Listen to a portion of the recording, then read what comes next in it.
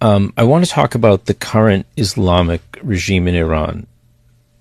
How would you describe them, and what are their, in your opinion, what are their goals? You know, I remember the revolution, and I remember that Iran was a fairly modern country with a modern outlook, with people who were happy. And now to see the repressive nature not only of the Islamic Republic, but also the export of terrorism is problematic for the region and for the world.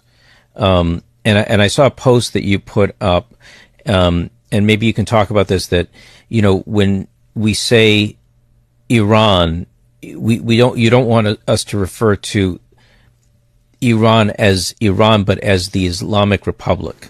Right. Can you talk about that a little bit, about what that means to you? Yeah. First, I feel it's really important to clarify for those who are less familiar with Iran that this government should only be referred to really in the context of it being Iran's occupiers. They're in no way representative of Iran's population. They represent their own pursuit of fundamentalist Islam, which they want to export and impose on the rest of the world. Its proliferation both domestically and abroad, and they're constantly preaching to this effect. If you watch videos of clerics inside Iran and what they're saying, our Western values are the enemy that threaten that. When foreign countries address them or negotiate with them as Iran's representative, it legitimizes them. And this legitimacy is a slap in the face to all who are risking their lives and giving them every day inside Iran to fight this government. And secondly, there's a huge misconception here that this government has been democratically elected. Despite appearances of having elections, these are heavily controlled by the radical Islamic clerics, and the supreme leader is holding the ultimate authority.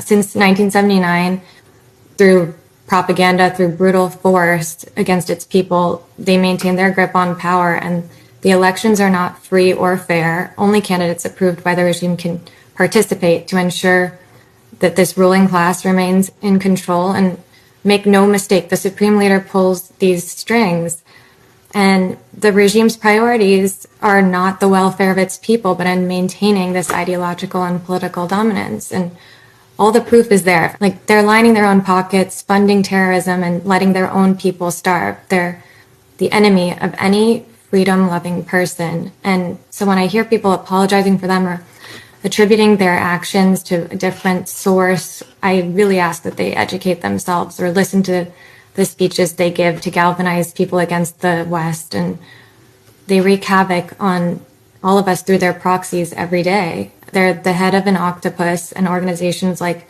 Hamas are the legs. And I want to say to Americans that, you know, you're not untouchable.